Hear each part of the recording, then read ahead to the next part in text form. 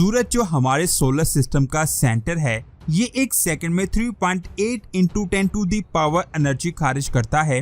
अगर हम सूरज के 1 करोड़ हिस्से कर दें और इनमें से एक हिस्सा हमारी जमीन पर पहुंचे और उसके भी हम 10 लाख टुकड़े कर दें, तो एक टुकड़े में इतनी ज्यादा एनर्जी होगी जिससे पूरी दुनिया के इंसान 1 साल तक इस्तेमाल कर सकते हैं। जो एनर्जी सूरज 1 सेकंड में रिलीज करता है, उससे हम 3000 लाख करोड़ बल्ब्स को अपनी पूरी लाइफ में जला कर रख सकते हैं। जरा इमेजिन करें कि हमारा सूरज कितनी ज्यादा एनर्जी को खारिज करता है और इसका सिर्फ और सिर्फ एक छोटा सा हिस्सा हम इंसानों तक पहुंच रहा है। लेकिन अगर एक सोलर फ्लेयर सीधी हमारी स्क्रीन पर आ जाए तो फिर क्या होगा? सूरज के जरिए लगाया गया एक निशाना इंसानियत के लिए तबाही का सबब बनेगा। ये सिर्फ इमेजिनेशन नहीं है, बल्कि हाल ही में साइंसदानों ने हमारे सूरज की सरफेस पर कुछ ऐसा ही ऑब्जर्व किया है। आखिर ये चीज है क्या और क्या ये हम इंसानों का खात्मा कर देगी? ये अमेजिंग इंफॉर्मेशन आप जानोगे आज के इस वीडियो में। वीडियो शुरू करने से पहले अगर आपने हमारे चैनल को सब्सक्राइब नहीं किया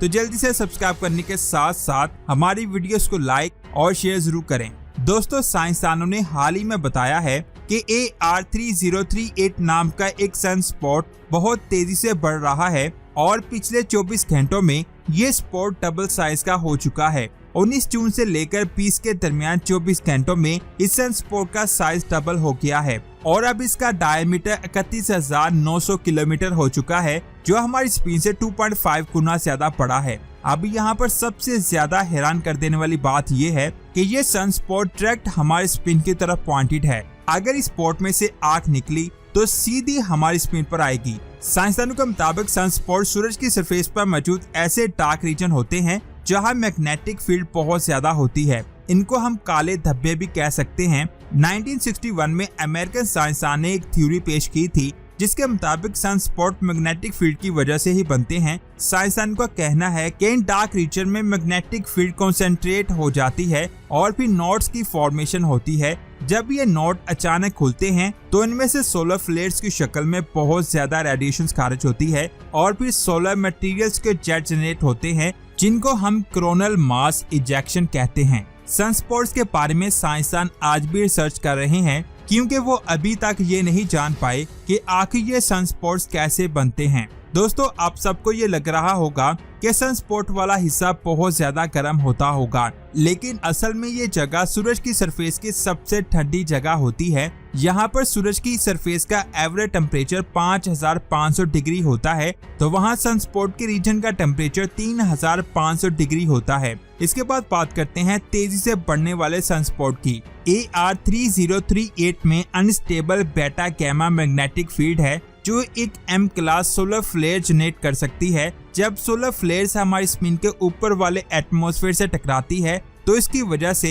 एक्स रेस और अल्ट्रावायलेट लाइट जैसी इलेक्ट्रोमैग्नेटिक रेडिएशंस का इरप्शन होता है, जिसकी वजह से हमारी स्क्रीन के आयनोस्फीयर में मौजूद एटम्स आयोनाइज हो जाते हैं, जिसे सोलर फ्लेयर रेडियो ब्लैकआउट कहते हैं। इस दौरान हमारी स्क्रीन का ionosphere long range high frequency वाली रेडियो वेव्स को रिफ्लेक्ट करने की एबिलिटी थोड़ी देर के लिए खो देता है। ये सोलर फ्लेयर्स रेडियो ब्लैकआउट कितने इंटेंस हैं, इसकी बुनियाद पर इन्हें R1 और R5 के स्केल पर मेजर किया जाता है। ये कोई रियल इवेंट नहीं है और R3 इंटेंसिटी के 2 रेडियो ब्लैकआउट अप्रैल और मई 2022 में भी हो चुके हैं। हमारे सूरज की जमीन से दूरी 15 करोड़ किलोमीटर है। इसी हिसाब से इसे जमीन तक आने में 8 मिनट और 20 सेकंड का वक्त लग जाएगा और इतना ही टाइम नॉर्मल सनलाइट को जमीन पर आने में लगता है। AR3038 सनस्पॉट सूरज के इक्वेटर के पास मौजूद है। फिलहाल ये हमारी स्क्रीन की तरफ पॉइंटेड है, लेकिन 14 दिन के बाद ये अपनी पोजीशन चेंज कर लेगा, जिसकी वजह से हम इंसान बच पाएंगे। यहाँ पर एक सवाल आता है, क्या हो अगर ये 14 दिन से पहले ही बस्ट हो जाए, तो क्या हम इसे बच पाएंगे? अगर ये सनस्पॉट हमारी तरफ रेडिएशंस को एमिट करता भी है तो फिर भी हमें टेंशन लेने की जरूरत नहीं है। जैसे कि मैंने आपको पहले भी बताया था कि ये सनस्पॉट सिर्फ और सिर्फ M class solar flare generate कर सकता है, चाहे इसका साइज 4 गुना ही क्यों ना बढ़ जाए। M क्लास सोलर फ्लेयर की इंटेंसिटी इतनी ज्यादा हाई नहीं होती कि ये हमें कोई नुकसान पहुंचा सके, क्योंकि ये बहुत ही कॉमन होते हैं। यहाँ तक कि X क्लास सोलर फ्लेयर्स भी हमारी लाइफ को कोई नुकसान नहीं पहुंचा सकते। लेकिन अगर सनस्पॉट सोलर फ्लेयर के अलावा कोरोनल मास इजेक्शन एमिट करने पर आ जाएं तो इसका असर बहुत ज्यादा खतरनाक हो सकता है। असल में जब सनस्पॉट से एमिट हुआ solar material coronal mass ejection की फॉर्म में जमीन की तरफ आता है, तो यहाँ पर उसे रोकने के लिए हमारी जमीन की मैग्नेटिक फील्ड तैयार रहती है। सोलर मटेरियल जमीन की मैग्नेटिक फील्ड में जज़ब हो जाता है और हाईली एनर्जेटिक पार्टिकल्स की ये वेव मैग्नेटिक फील्ड को कंप्रेस करती है और पोल्स के आसपास के रीजन में मौजूद मैग्नेटिक फील्ड की लाइन का सिंक्रोनाइजेशन बिगाड़ देती है, जिसकी वजह से मॉलिक्यूल्स लाइट की शक्ल में एनर्जीज को रिलीज करते हुए एरोरास की फॉर्मेशन करते हैं। एरोरास को हम पोलर लाइट भी कहते हैं, जो आसमान में खूबसूरत लाइट सोर्स की तरह होते हैं। हमारे स्पिन के अलावा सोलर सिस्टम के ज्यादातर सितारे, मून्स और कॉमेट पर भी एरोरास को ऑब्जर्व किया गया है। यहाँ पर आप सोच रहे होंगे कि एरोरास के क्या नुकसानात हैं जो सोलर मटेरियल के एमिट होने से हो रहे हैं। तो मैं आपको बता दूं, एरोरास कोई भी नुकसान नहीं पहुंचाते, लेकिन strong coronal mass ejection geomagnetic को पैदा करते हैं और फिर जियोमैग्नेटिक स्टॉर्म्स मैग्नेटिक फील्ड को बहुत ज्यादा डिस्टर्ब कर सकते हैं कि हमारी जमीन की चारों तरफ घूमने वाली सैटेलाइट्स भी खराब हो सकती हैं। हाल ही में स्पेस की सैटेलाइट को भी ऐसे ही कुछ इवेंट्स का सामना करना पड़ा है। ये जियोमैग्नेटिक स्टॉर्म बहुत ज्यादा खतरनाक भी साबित हो सकते हैं और ये हमारी जमीन के इंटरनेट कनेक्शन को भी तबाह कर सकते हैं। यहाँ पर मैं आपको 1851 में होने वाले एक इवेंट के बारे में बताता हूँ।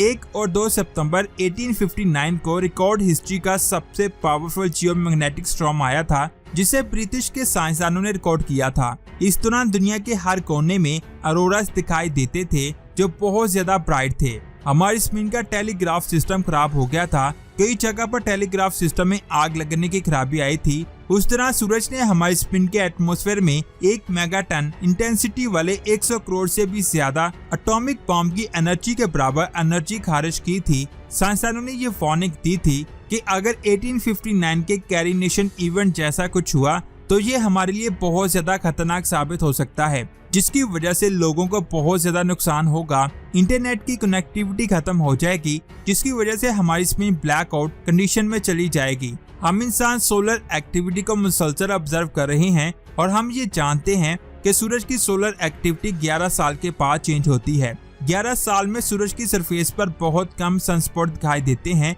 जिसे सोलर मिनिमम कहा जाता है। इसके पास 11 साल तक सनस्पॉट बहुत तेजी से बढ़ते हैं, जिसे सोलर मैक्सिमम कहते हैं। 2 से 3 साल के बाद सोलर एक्टिविटी और भी ज्यादा इंटेंस होने वाली है और 2025 तक सोलर एक्टिविटी अपनी पीक पर होगी। इसके बाद सूरज एक बार फिर से सोलर मिनिमम की कंडीशन में चला जाएगा और ऐसी इवेंट की पॉसिबिलिटी खत्म हो जाएगी। आप इसके बारे में क्या कहते हैं नीचे कमेंट्स करके जरूर बताएं। वीडियो अच्छी लगी तो लाइक करने के साथ साथ इसे आगे भी शेयर करें। मिलते हैं एक और अमेजिंग वीडियो में। अपना बहुत सारा ख्याल रखें। अल्लाह हाफिज।